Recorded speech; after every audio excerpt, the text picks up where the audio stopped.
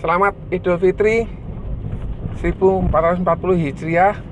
Semoga kita semua sehat, semoga kita semua lancar, bahagia, dan kita bisa merayakan Idul Fitri ini lebih baik lagi di tahun sebelumnya. Mohon maaf lahir batin. Guys, kadangkala kita iri dengan sebuah profesi yang kita iri itu kadangkala ada risiko plus minusnya. Contoh, seorang polisi masih bertugas di hari raya ini, seorang petugas SPBU masih bertugas di jalan raya ini, petugas angkutan umum, pilot, kemudian masinis, driver, ojek online, kemudian taksi online, kemudian transportasi umum masih bekerja sampai sekarang. Dokter, suster, rumah sakit, kemudian petugas keamanan masih terus bekerja sampai sekarang. Petugas hotel, petugas restoran, petugas yang terus bekerja meskipun yang lainnya berlibur.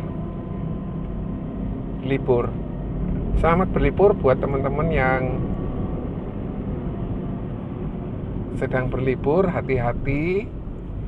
Nah, kita tidak perlu iri dengan profesi yang lain yang sudah libur ataupun yang tidak libur. Tidak perlu kita iri karena mereka punya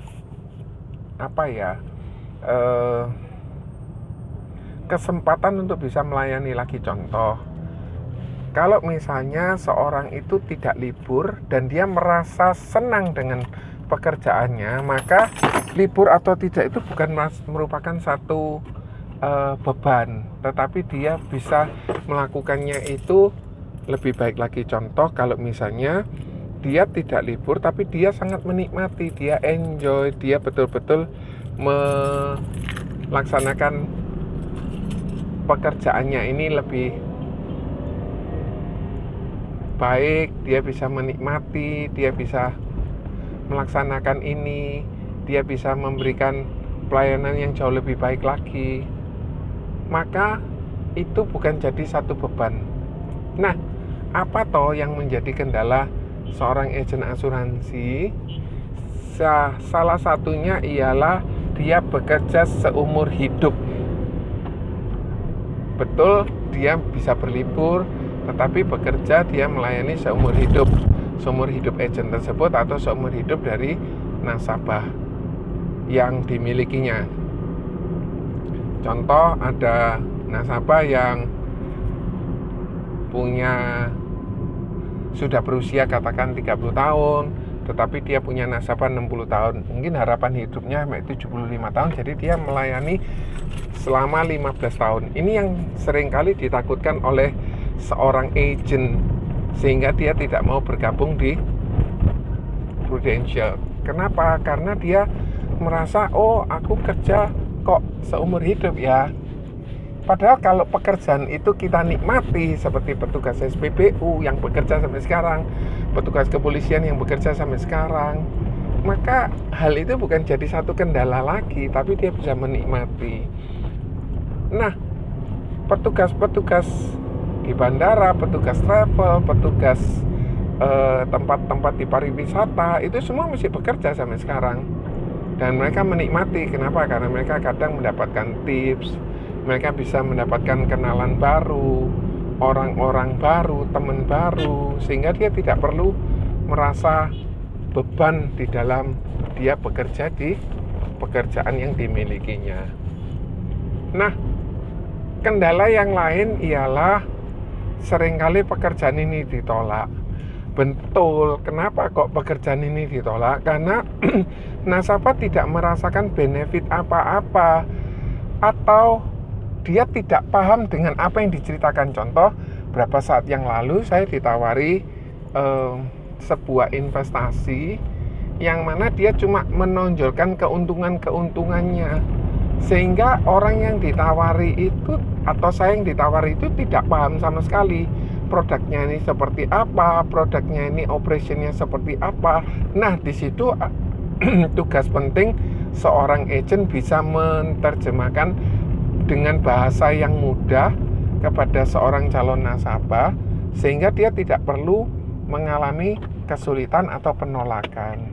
Nah, nasabah yang menolak itu karena dia tidak paham dengan apa yang ditawarkan oleh orang tersebut, atau orang tersebut tidak cocok dengan apa yang ditawarkan. Contoh, seorang yang tidak menikah, ada seorang agen asuransi datang kepada orang yang tidak menikah, tetapi dia awal mula dia sudah langsung menceritakan rekening pendidikan.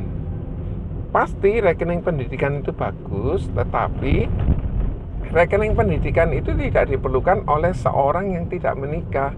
Kenapa? Karena dia tidak punya anak. Nah, disinilah kita harus tahu apa yang harus dilakukan, dan kita bisa meminimalisir ke penolakan tersebut. Kenapa? Karena kita bisa melakukan fact finding, kita bisa melakukan tanya kepada dia apa yang menjadi kebutuhannya, background keluarganya bagaimana, pekerjaannya apa, anaknya berapa, sekolah anaknya di mana, dia kalau rekreasi kemana saja, berapa lama. Contoh, kalau dia rekreasinya ke Eropa atau ke Amerika selama sebulan, berarti dia punya pengeluaran cukup besar. Per orang untuk tiketnya aja 25 juta. Kalau 4 orang berarti sudah 100. Kemudian belum untuk hotel dan belum untuk makan dan lain sebagainya. Jadi kita perlu tahu lifestyle orang tersebut supaya kita tidak salah dalam menjual, sehingga kita bisa meminimalisir penolakan. Hal yang lain yang membuat seorang agent itu tidak mau bergabung, misalnya dia tidak paham tentang menggunakan proof force. Nah, kalau yang kayak gitu tinggal proses edukasi saja, tidak terlalu sulit.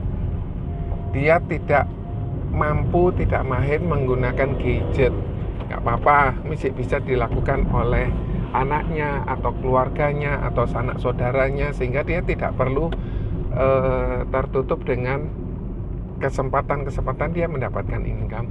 Semoga ini bisa bermanfaat buat kita semua. Salam sejahtera, selamat berlibur, sehat selalu, semoga perjalanan kita aman. Oke, God bless you all, bye.